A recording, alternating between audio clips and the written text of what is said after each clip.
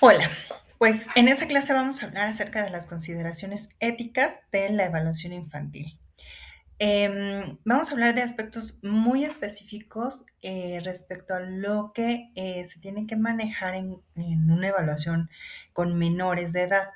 Pero también abordaremos los temas éticos que de manera general pues, nos rigen como psicólogos en cuanto a evaluación y en cuanto a otros aspectos y revisaremos también lo que respecta al código de ética del psicólogo.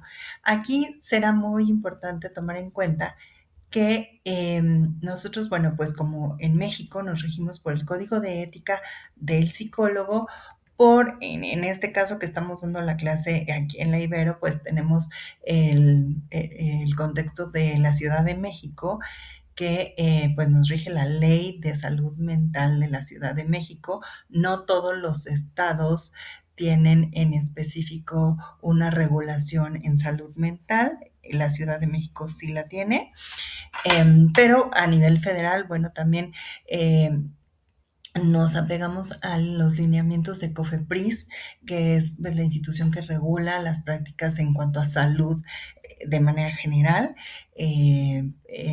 Rigen en cuanto a todas las profesiones que tienen que ver con atención a la salud.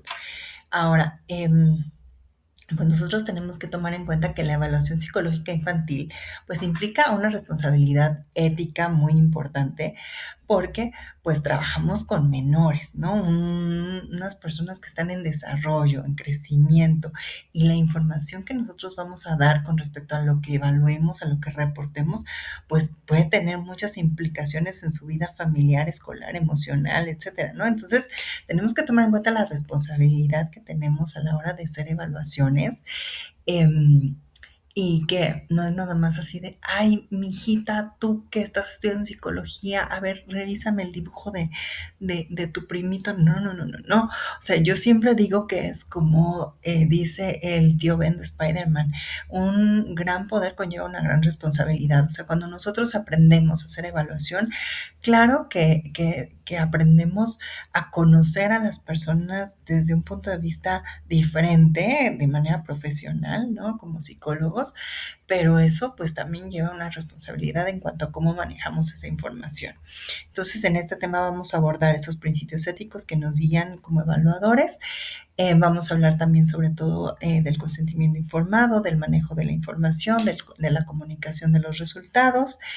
Eh, y bueno, vamos a revisar los artículos del Código de Ética que nos hablan de cómo evitar prácticas que pueden generar daño, estigmatización, uso inadecuado de la información, para, bueno, pues que nuestra competencia sea lo más profesional posible y que siempre tengamos como foco principal el bienestar superior del niño y de la niña a lo largo de toda la evaluación.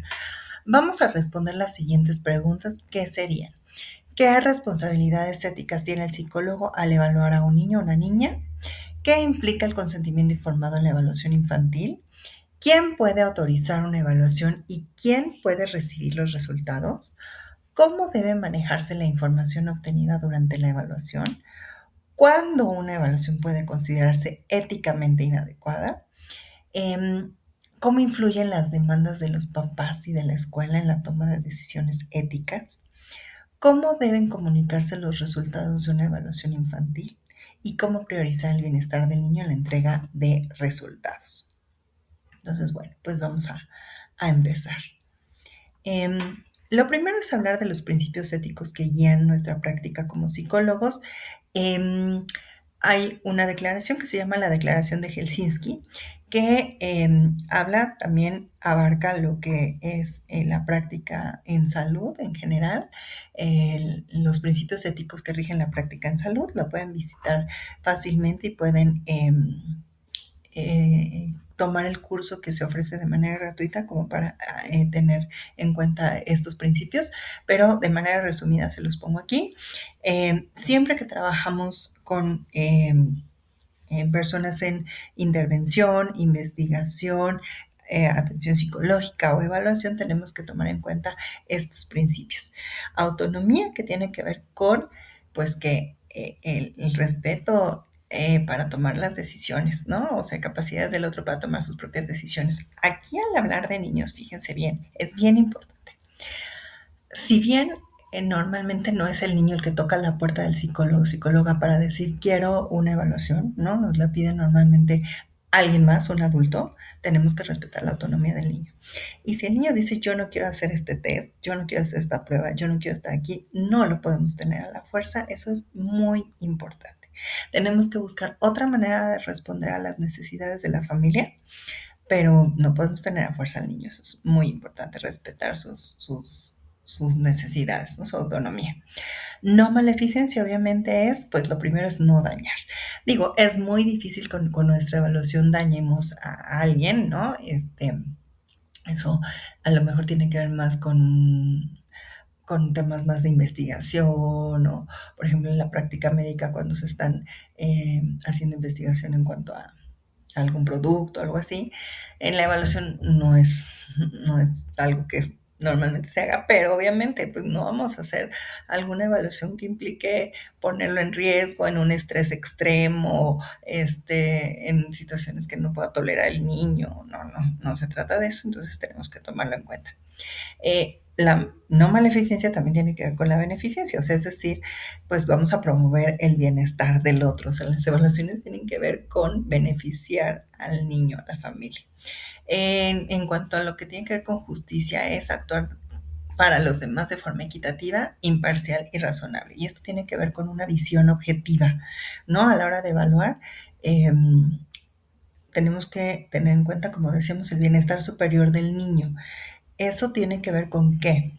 Por ejemplo, si nos está pidiendo una evaluación, un peritaje para ver en el niño en qué ambiente está mejor el niño, si la mamá o el papá, pues uno no puede tomar partido de que me cayó mejor la mamá o mejor el papá. Tengo que ser lo más objetivo posible para entonces decir lo que le beneficia más al niño, que es, ¿no? Y ser leal y digno de confianza de otros. Aquí esto es básico, muy importante. En todos los años de experiencia que yo tengo dando clases, me he topado con cualquier cantidad de situaciones y lamentablemente una de ellas es el plagio, ¿no? A pesar de que estamos en una clase de evaluación, pues me han tocado situaciones en donde fácilmente podemos, a alguien se le hace fácil copiar los resultados de alguien más, el niño no completó la evaluación y entonces yo la contesto y es obviamente que uno, nos damos cuenta, ¿no? Y dos, pues fallas en la práctica ética desde la formación del psicólogo, pues te van haciendo un caminito de desconfianza. Yo, pues a lo largo del tiempo, claro que recomiendo a gente que ha estado conmigo desde la formación en la licenciatura, en diplomados, en maestría, etcétera. Y yo puedo decir, pues esta persona es digna de confianza, es una persona ética desde que estaba en la carrera, pero también tengo casos contrarios, ¿no? Y no solo en la formación, sino que también en la experiencia en la práctica clínica, pues tengo casos de todos, ¿no? O sea, colegas o personas que hacen evaluación para otros niños o niñas que luego llegan conmigo, que yo veo esos reportes y digo, esto no está hecho correctamente y bueno, tenemos que atender al principio básico de que somos profesionales para los demás y nuestro compromiso con la ética es muy importante. Luego, retomando un poco estos principios, tenemos que tomar en cuenta que a la hora de evaluar, tenemos que considerar, tomar en cuenta las decisiones del niño en cuanto a la práctica clínica, considerar poblaciones especiales, por ejemplo, la evaluación a niños con necesidades específicas, ya sea alguna discapacidad física, sensorial, alguna limitante en cuanto a su desarrollo, cómo puedo yo adaptar la evaluación para poder responder al motivo de consulta. Obviamente, evitar la coerción de si no me respondes esto, entonces no te voy a dar tal cosa, ¿no? O en fin, ¿no? proporcionar los informes. Esto implica no solo la práctica clínica, si estamos en una institución pública, si estamos en un ambiente educativo, tenemos que proporcionar los informes de la evaluación a los responsables del niño. Eso es muy importante. Digo, lo andaremos después, pero tomar en cuenta que los tutores legales del niño pues son los papás. Entonces, en este caso, ambos padres tienen derecho a conocer el informe, salvo que haya alguna restricción legal eh, que, que esté indicado para que alguno de los padres no pueda tener la información. Si no tenemos eso, ambos padres tienen derecho a conocer el informe. Y ambos padres son las personas que nos pueden autorizar para proporcionar el informe a un tercero. Nosotros no podemos proporcionar el informe a un tercero sin autorización explícita de los padres. Bueno, la justicia que quizá no aplica tanto en esta parte de la evaluación infantil, ¿no? Con esta cuestión de aceptar riesgos, ¿no? Cuando, por ejemplo, en alguna práctica médica dicen, ay, te vamos a dar un placebo, te vamos a dar la medicina experimental que estamos haciendo. A lo mejor esto podría ser cuando estamos haciendo una evaluación piloto, ¿no? Y entonces estamos probando algún test o cuestionario, pero obviamente que aquí en la práctica psicológica pues hay mucho menor riesgo que en otras prácticas. Y pues en este caso sí tendríamos que tener igualdad en la selección de los participantes, ya sea el caso que fuéramos a hacer una muestra representativa para no sé, estandarizar alguna prueba, etcétera, ¿no? Quizá esto no aplica tanto ya en la práctica clínica individual de algún niño. Obviamente hablar de la parte de la confidencialidad que tiene que ver con la práctica psicológica de guardar el secreto de las confidencias que nos haga una persona durante la evaluación.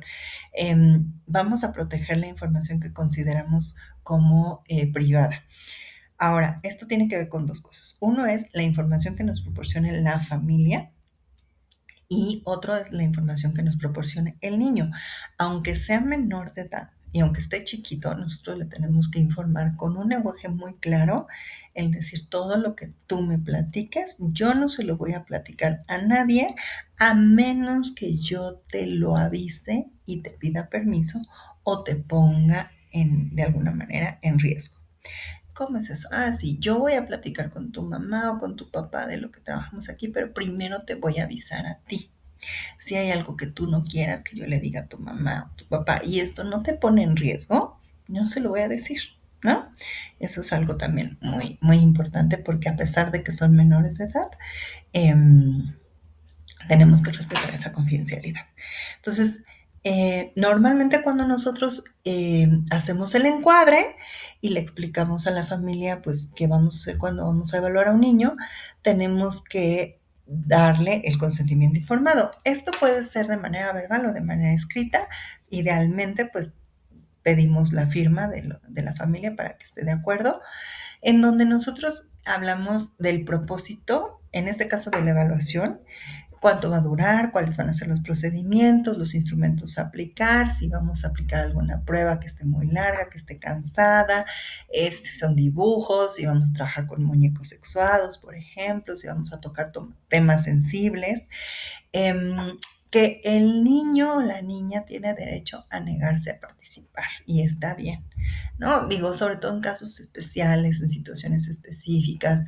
Recuerdo el caso de una niña que presentaba mutismo selectivo y que iba a ser evaluada por una perito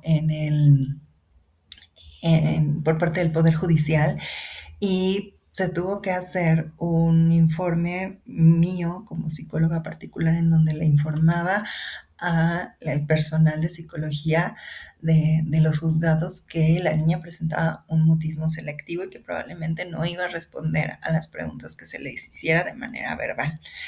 Eso es algo que tenemos que buscar cuidar, ¿no?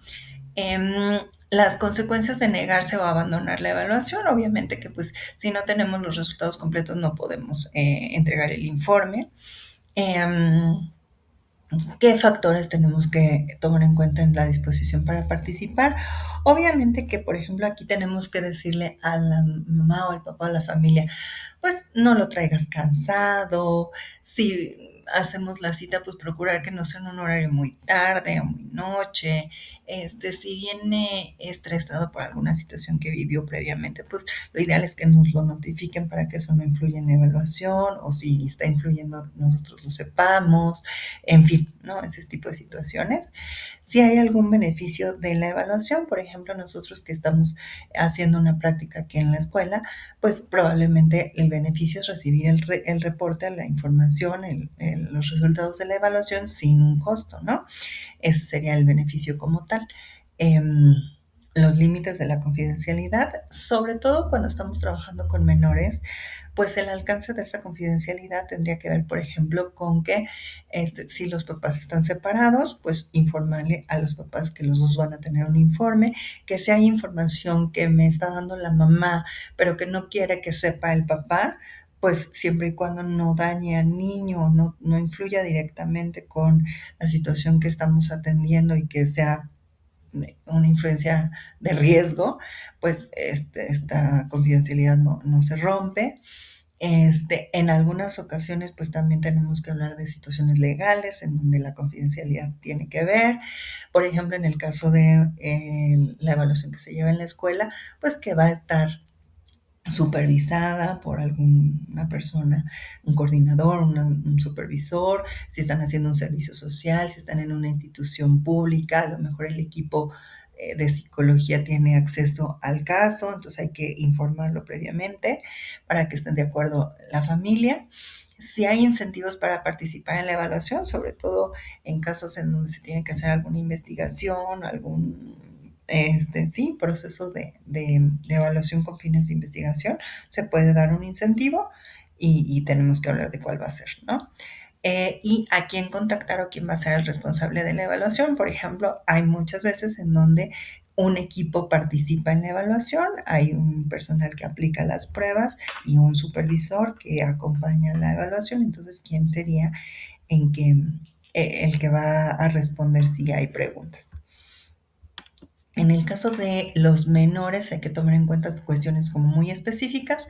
Por ejemplo, bueno, pues esto que les decía yo de los intereses y el bienestar del niño son esenciales. No estamos respondiendo a un particular de que si la mamá pagó la evaluación, voy a beneficiar a la mamá y no al papá. Este, em, o me está solicitando la evaluación la escuela y entonces voy a dar los resultados en función de lo que quiere la escuela. Eso pues no puede funcionar así. Nuestra postura tiene que ser imparcial y objetiva. Aquí también es muy importante que nosotros tengamos nuestros límites bien claros. Por ejemplo, el decir, si los papás, me ha tocado casos, ¿no? Que están divorciados, pero que aparte la relación es muy mala. Si los dos papás no están de acuerdo en que yo lleve a cabo la evaluación, necesito un consentimiento explícito y firmado. Si no, no puedo hacer la evaluación si uno de los dos papás no está de acuerdo, porque esta relación que ustedes están teniendo, pues puede ser que en términos legales tenga una repercusión en donde yo no puedo hacer la evaluación si los dos no están de acuerdo, por ejemplo. Que yo tengo que dar el informe a los dos. Que, por ejemplo, si mi evaluación no tiene fines legales, sino clínicos, lo tengo que especificar ahí porque me ha tocado que pues buscan utilizar una evaluación clínica para fines legales cuando no es el objetivo, ¿no? Em, que por ejemplo yo no voy a dar información a la escuela hasta que me lo autoricen los papás, por ejemplo, ¿no? En fin, ese tipo de situaciones, pues a lo mejor pueden ser cosas muy menores, muy chiquitas, ¿no? Detalles muy chiquitos, pero que yo lo tengo que hablar desde el inicio con los papás, ¿no? Obviamente que como profesionales de la psicología tenemos que tener la capacitación especializada para realizar las evaluaciones. Si lo van viendo, tantos conocimientos tenemos que tener para hacer una evaluación que no cualquiera puede aplicarlo, ¿no? Y sí se necesita una cédula profesional para aplicar evaluación, o por lo menos si el estudiante de psicología todavía no está titulado, sí que tenemos que tener en cuenta que puede aplicar las pruebas bajo la supervisión de un psicólogo titulado. Em, Tomar en cuenta la relación con el evaluado, esto también es muy importante porque al final, bueno, pues no podemos evaluar, yo no puedo evaluar a mi hijo, a alguna persona, algún familiar, a alguna persona conocida, sobre todo porque hay un sesgo en la evaluación, ¿no? Yo quizá con la experiencia puedo ser muy objetiva, pero al final también puedo tener un sesgo. Entonces es muy importante tener esa limitación de no evaluar a alguien con el que tenga yo una relación cercana porque puedo tener un sesgo. Informar a los participantes sobre la divulgación de la información y los límites de la confidencialidad, que ya lo había yo mencionado, y llevar registros adecuados y conservarlos. La APA indica, la American Psychological Association, indica que en menores el registro físico de la evaluación se tiene que conservar por lo menos 3 años y en digital por lo menos 5 años. Em, Al ser menores de edad es muy frecuente que pidan reevaluaciones, entonces pues es muy conveniente guardar registros por lo menos digitales de evaluaciones que ya hayan pasado. Bueno, ahora brevemente vamos a hablar sobre em, los artículos del Código de Ética del Psicólogo que se refieren específicamente a la calidad del trabajo desempeñado por el personal de psicología, que es el capítulo 2, y el capítulo 3, que habla sobre los resultados del trabajo desempeñado por él o la profesional de psicología. En el capítulo 2 específicamente se habla de la calidad de la evaluación psicológica.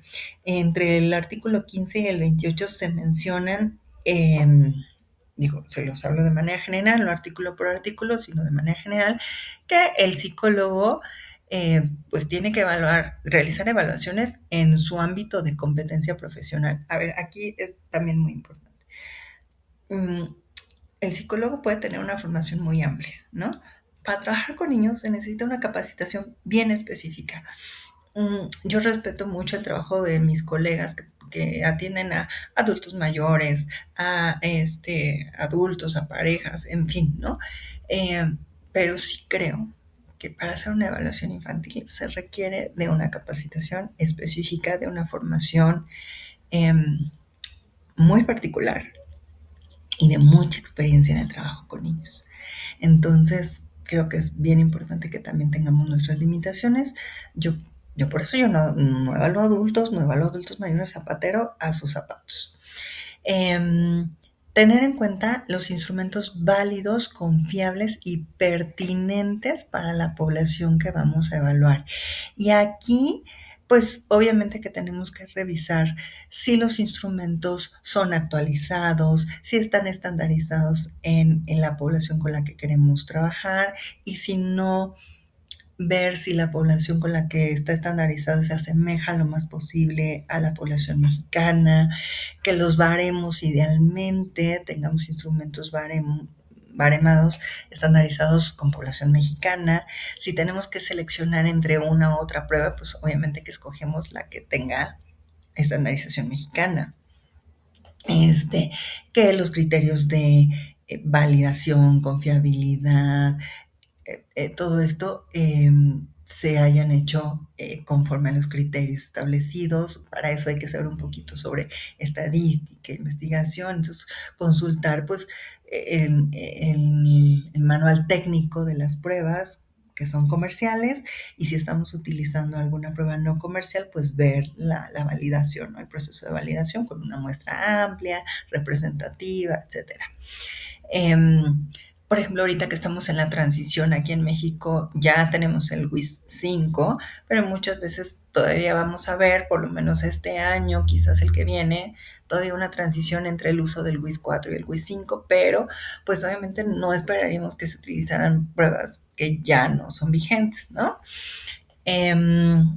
Tener en cuenta que la evaluación tiene que tener este propósito claro y definido, la interpretación que va a tener que tomar en cuenta la edad del niño, del menor, el nivel de desarrollo y el contexto del evaluado. Esto es muy importante, no podemos interpretar sin un contexto así de dame este dibujo y por qué está tan rayoneado y está en negro y nosotros decir no, ya el niño ya tiene rasgos psicopáticos cuando no es el caso. El niño vio una película de acción y dibujó a su héroe favorito, ¿no? Eso sería interpretar sin contexto.